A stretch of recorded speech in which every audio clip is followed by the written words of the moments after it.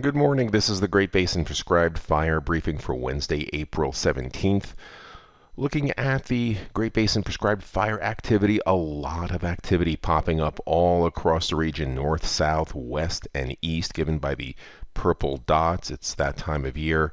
Our normal precipitation map is missing, so our actual precipitation is coming from a different source. You can see on the drier side, a lot of areas, just a couple hundredths to less than a tenth of an inch in the dark red, well below normal here on the right hand side.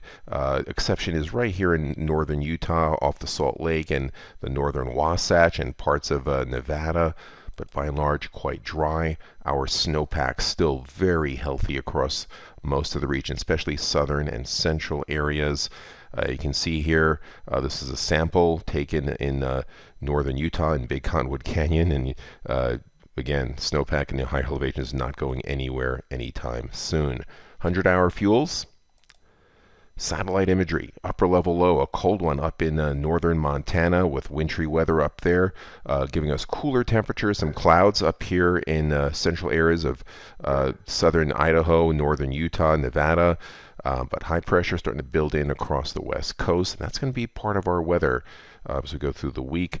So here is the weather map for today. Excellent overall dispersion on the right-hand side, those areas in white.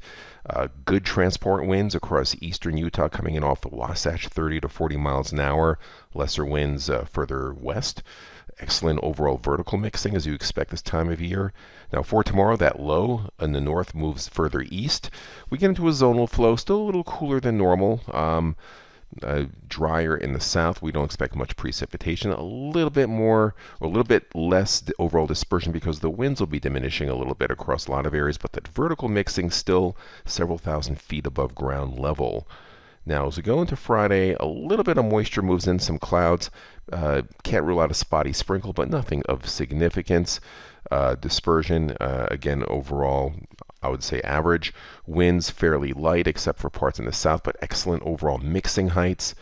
Not much in the way of precipitation the next 3 days. So going further down the road, weak high pressure starts building in. Saturday, looking overall, pretty good dispersion. On Sunday, drier air starts to move in. On Monday, there's a weak trough low pressure building in, but not much moisture with it initially. There'll be some clouds around. The clouds will start building a little bit as we get into Tuesday in northern areas, but there's a bigger storm system further waiting in the wings. This could affect us later on in the 8 to 14-day outlook. In the meantime, dispersion looks great.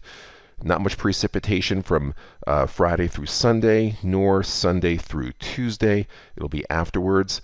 5-day outlook for Utah does show a significant warming trend as we go through the next 5 days into the weekend.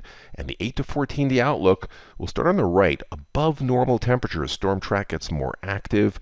The warmer weather starts shifting further east. We start seeing a progression of some cooler temperatures with that storminess from the west, but overall still not too bad as we go into the last week of April. This concludes our briefing. Have a great day.